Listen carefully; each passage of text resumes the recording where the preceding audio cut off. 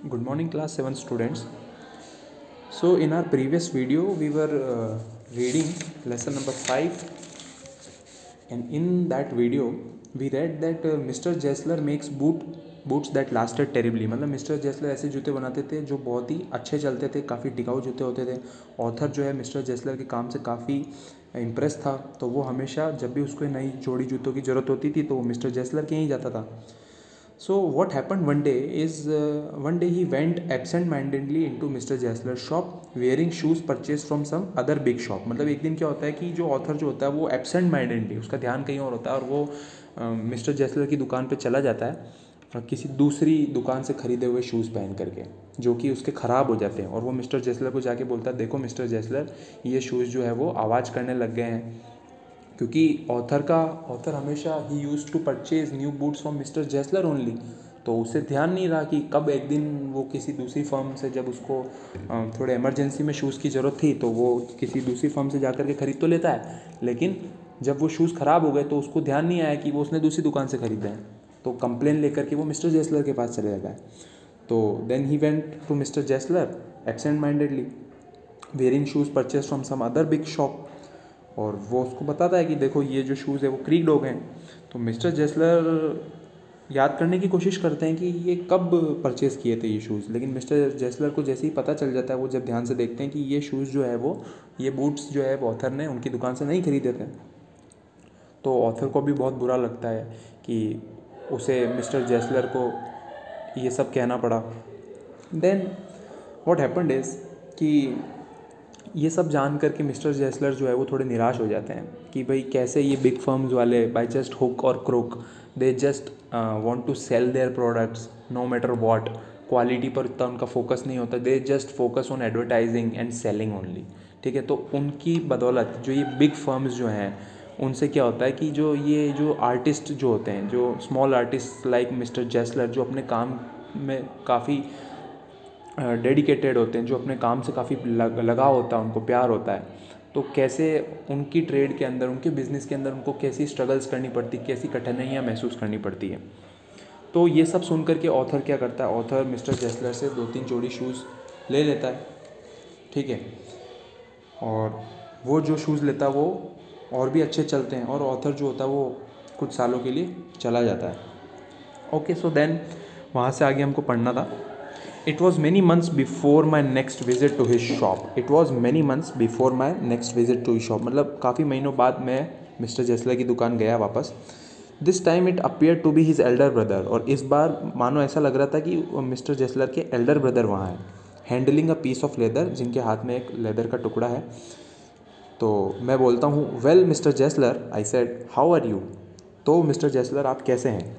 ही came close, वो पास आता है, एंड पियर्ड एट मी मतलब लुक क्लोजली, मतलब पास आकर के, नज़दीक आकर के वो मुझे देखते हैं और बोलते हैं, I am pretty well, he said slowly, but my elder brother is dead. तो बोलते कि मैं तो ठीक हूँ, धीरे से बोलते हैं, लेकिन मेरा बड़ा भाई जो है वो, उसकी डेथ हो चुकी है. Then and I saw that it was indeed himself, but how aged and wan. And never before had I heard him mention his brother. Much shocked, I murmured, "Oh, I'm so sorry."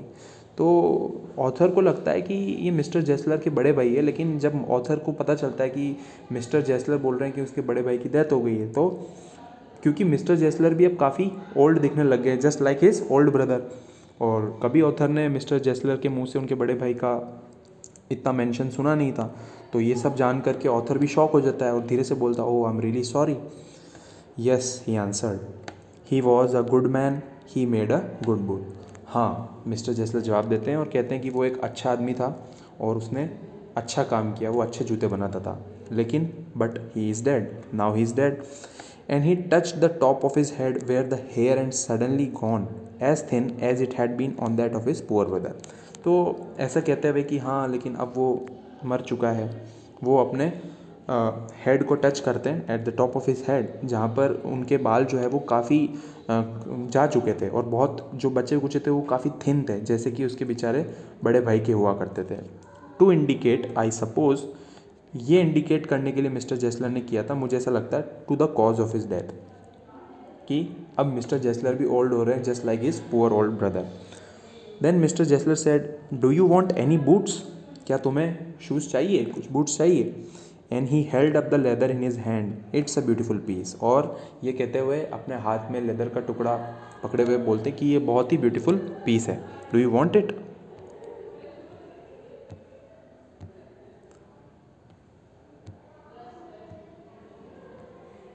Okay, so I ordered several pairs, मैंने कई सारी जोड़ियाँ order कर दी।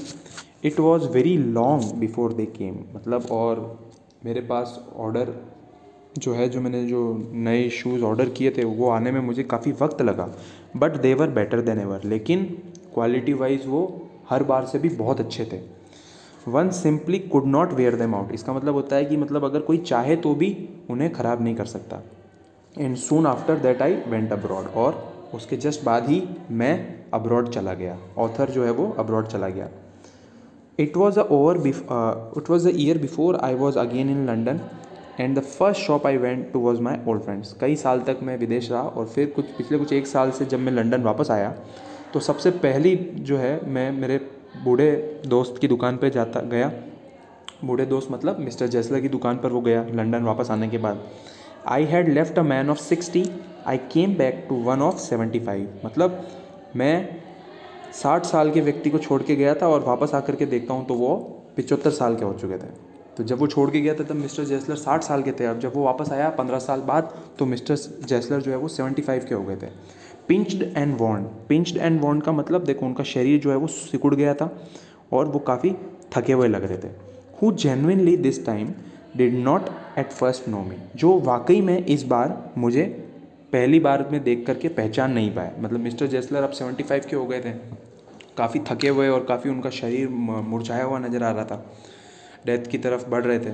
तो इस बार तो बुढ़ापे में आदमी भूल जाता है, तो वो मिस्टर जेसलर भी मुझे देख करके एक बार तो पहचान नहीं पाए। तो मिस्टर जेसलर बोलते हैं, do you want any boots? He said, क्या तुम्हें कोई बूट्स चाहिए? I can make them quickly, मैं जल्दी से बना दूंगा उनको। It is a slack time, it is a slack time का मतलब होता है मेरे पास काफ़ी टाइम है, I have plenty of time, मैं क्विकली तुम्हारा ऑर्डर पूरा कर दूंगा। I answered, please please, I want boots all around every kind. बिल्कुल, क्यों नहीं, प्लीज़, मुझे तो शूज़ चाहिए, बहुत सारे चाहिए, हर टाइप के चाहिए। ऑथर बोलता है, I had given those boots up when one evening they came. तो अब वो बूट्स जो है जो ऑथर ऑर्डर करता है अलग अलग बहुत सारे, तो उनको आने में बहुत वक्त लग रहा था। तो ऑथर को लगा शायद वो बूट्स नहीं आ पाएंगे, लेकिन एक शाम को वो बूट्स उसको मिल जाते हैं। वन बाय वन, एक करके, आई ट्राइड देम ऑन, मैंने सब जूते पहने। In shape and fit, in finish and quality of leather, they were the best he had ever made. Shape और फिटिंग के अंदर, फिनिश और क्वालिटी का जो है, चमड़े की जो क्वालिटी थी, मतलब जो लेटेस्ट जो ऑथर ने शूज़ जो है मिस्टर जेसलर से परचेज़ किए थे वो अभी तक के मिस्टर जेसलर के सबसे बेस्ट शूज़ जो है वो ऑथर को मिले थे। I flew downstairs, wrote a cheque and posted it at once with my own hand. तो ऑथर जो है वो नीचे जाता है और अपने हाथों से चेक लिखता है और पोस्ट कर देता है। A week later, passing the little street, I thought I would go in and tell him how splendidly the new boots fitted. एक हफ्ते बाद में उस छोटी गली से गुजरते हुए मैंने ये सोचा कि मैं जाऊं और मिस्टर जेसलर को ये बताऊं कि कितने अद्भुत, स्प्लेंडिडली का मतलब होता है how splendidly the new boots fitted, कि मतलब कितने अच्छे जो है वो नए बूट्स जो है मिस्टर जेसलर ने तैयार किए हैं और ऑथर को कितने पसंद आए हैं। वो बताना चाह रहा था, अपनी हैप्पीनेस को शो करना चाह रहा था कि उसे मिस्टर जेसलर के द्वारा बनाए गए नए शूज़ कितने पसंद आए। But when I came to where his shop had been, his name was gone. लेकिन जब मैं वहाँ गया जहाँ पर मिस्टर जेसलर की दुकान हुआ करती थी, वहाँ पर अब उनका नाम जो है वो नहीं था। सो मिस्टर जेसलर की दुकान के बाहर क्या नाम होता था, जेसलर ब्रदर्स करके बोर्ड हुआ करता था।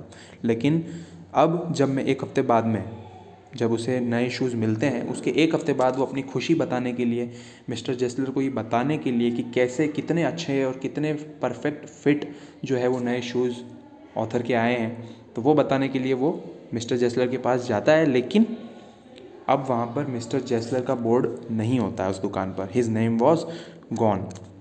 So okay students, that's it for today's video. यहाँ से आगे हम नेक्स्ट वीडियो में कंटिन्यू करेंगे. Thank you so much for listening.